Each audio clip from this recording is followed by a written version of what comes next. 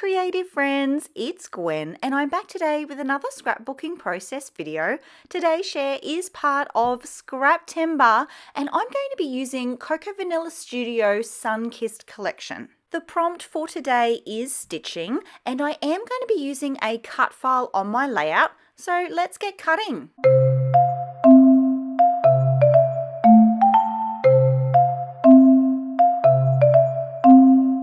I also want to prepare my background, and this is where the stitching is going to come in. This stencil is from Heidi Swap and I'm going to use it to create some sun rays for the background of my page. Once they were nice and dry, I did take the background and pop it through my sewing machine, adding stitched borders to every single one of those rays. I've then gone ahead and trimmed the background ever so slightly so that I could layer it on top of this rainbow print for my border.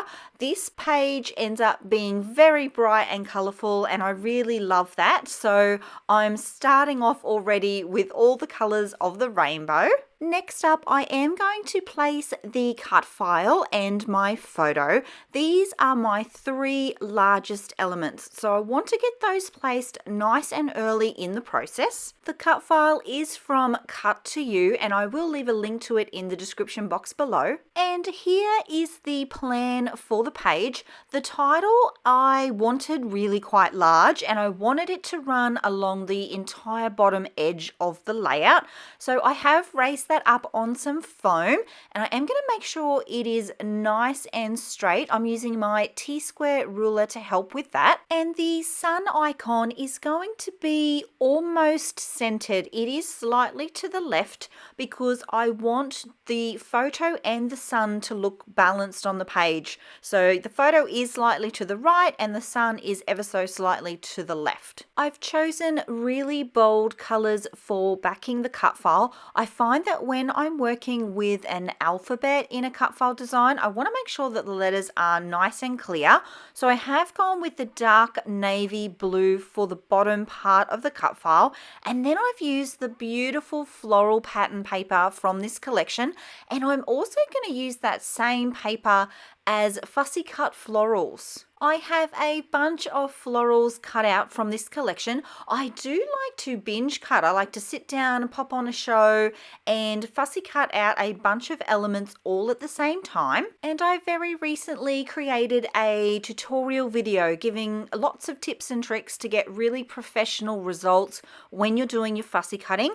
I will leave a card for that here. I'll be using the fussy cut florals as the foundation for my embellishment clusters on the layout. It's at this point in the process that I'm thinking about the flow of the page. That is how the eye will travel across the layout. Now, naturally, your eye will go left to right whenever there's text involved. So it will naturally flow across the letters at the bottom of the page, but I kind of want to lead it down to that. So as I showed you just there, we're going to have it start at the top main cluster, then flow down across to the second cluster on the right, and then hopefully your eye will then read the title. If you're new to my channel, I do talk about this a lot, and in fact we coined the phrase flowing clusters.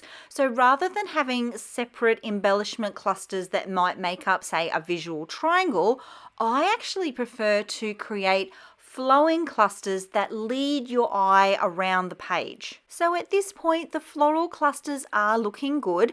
I did do a sweep through the ephemera pack and I have chosen a couple of elements that I do want to include. I am especially loving the banner piece that's on the left of the photo. I just love the way that it sits in across the sun like that. I've also added a rainbow banner piece to the top right hand corner of the photo, and I'm looking for embellishments that are medium to smaller in size now.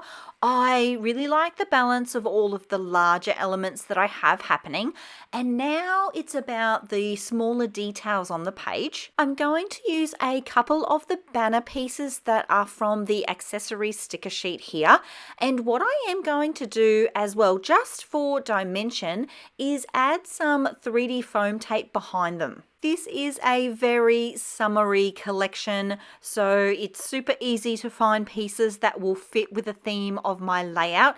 I end up with the banner piece that says holiday vibes up the top, but then I also use a couple of the typed sentiments. One says summer holiday, the other one says sunshine on my mind, and then vacay vibes. I journal on the backs of my layout because I'm sharing so publicly my scrappy process. I actually like to keep the journaling quite private, so that goes onto the back of the layout. So I really enjoy collections that have these icons and these extra textual elements because they help me tell my story. Things are getting serious because I'm gluing stuff down, loving where everything is at. I'm happy to lock some things into position. I prefer to only tack things into position as I'm creating, and then once I'm happy with how everything fits together, that's when I'll go back and add my stronger adhesive. I am going to add some 3D foam to the back of the banner piece here. I'm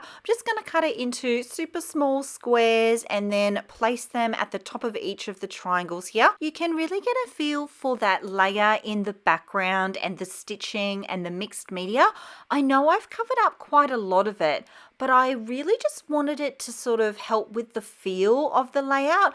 I like my mixed media to be quite clean and simple, and I like it to really fit with the idea of the page. I like the mixed media to help tell the story. This is where the typed sentiments that I was talking about earlier come in. I really wanted something above the photo here, just a little extra touch. It was looking a little bit empty up there. You can see here too, I'm still thinking about the flow, that way the eye will travel around the layout. I'm also going to add 2 more somewhere in the bottom section of the page. This does take a little bit of auditioning actually. I cut so much auditioning out of the videos when I do the editing. Oh my gosh, it's so painful even for me to watch. The struggle that I was having here was that the vacay vibes sentiment just seemed too short for me. So it wasn't until I found the one that says sunshine on my mind, which is obviously much longer, when I placed that on the left there, it just seemed to fit a lot better. The vacay vibes sentiment actually ends up acting a little bit like a full stop. It's the final point on the layout that your eyes will rest on. Super happy with the positions of all of that. Lots of textural elements with the stitching and then the raised up die cuts. I have added a wood epoxy button down in the right hand corner of my photo. I found that that rounded out that part of the layout really nicely as well. I like adding dimensional elements to the layout, and I think it really adds to the visual interest on the page as well. I want to share with you the details of the page, so I am going to leave some close-up images for you to see here. If you like the way that I scrapbook or the way that I chat about the way that I scrapbook, you'll want to check out this video here. It's another summer themed layout. I love scrapbooking summer. I'll see you all over in that video. Until next time, bye.